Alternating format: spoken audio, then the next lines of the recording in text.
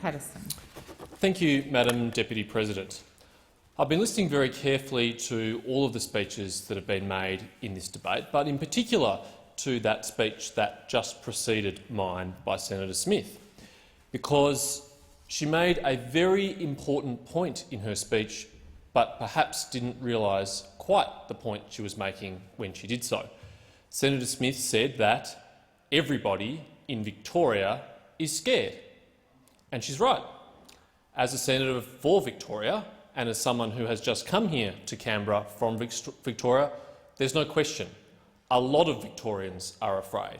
A lot of them are scared about the impact that this virus will have on their health and, indeed, the impact that the restrictions put in place to fight the virus will have on their livelihoods.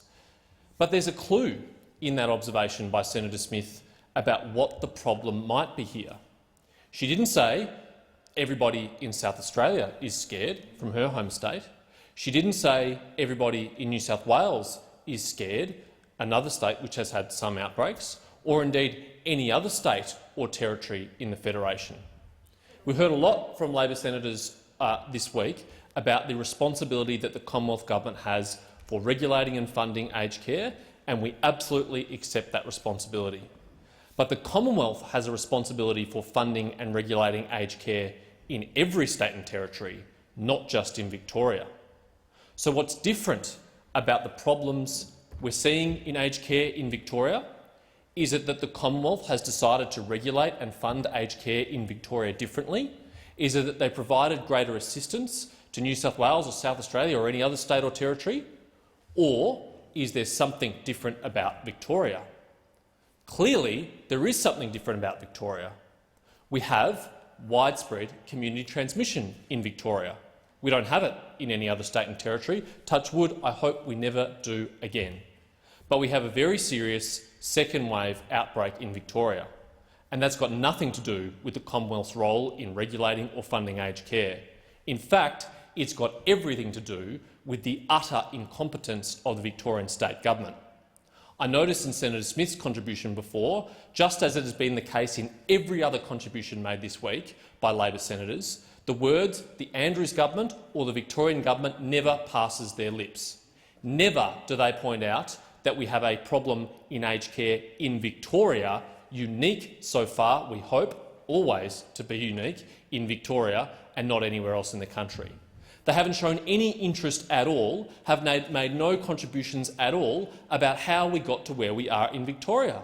But they should, because we've seen day by day, whether it's through the hotel quarantine inquiry, whether it's before the COVID-19 committee of this Senate, whether it's before the parliamentary inquiry happening in Victoria, that, in the words of the AMA President of Victoria, the Victorian government's response to COVID-19 has been like watching a slow car crash. It has been a disastrous response.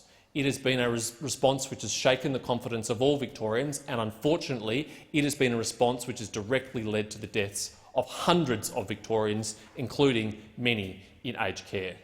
The Victorian government bears the responsibility for this outbreak because the Victorian government has mismanaged hotel quarantine. They've known for months, but we learned last week that 99%, at least 99% of the current outbreak in Victoria is as a result of the failure of hotel quarantine. That's a system that the Victorian government entirely devised and set up on their own. That's a system where they had offers of support from the Commonwealth in the form of ADF assistance, which they turned down and which Daniel Andrews misled the Victorian Parliament about, which has been confirmed by Lieutenant General John Fruin before the COVID-19 committee. They are responsible for this outbreak. They're also responsible for their failures of tracking and tracing. Professor Brendan Murphy, our former Chief Health Officer, now the Secretary of the Department, gave disturbing evidence last week to the COVID-19 committee where he revealed the shocking failures of the tracking and tracing system in Victoria. He revealed how underutilised they were, how under-resourced they were, how they failed to use the COVID-19 app like the New South Wales government has successfully done, and he pointed out that the whole reason why this small leak from hotel quarantine became a massive outbreak across Victoria is because of those failures of the Victorian government. No one in this place should take any lecture seriously from any Labor senator if they fail to mention these facts. Thank you, Senator.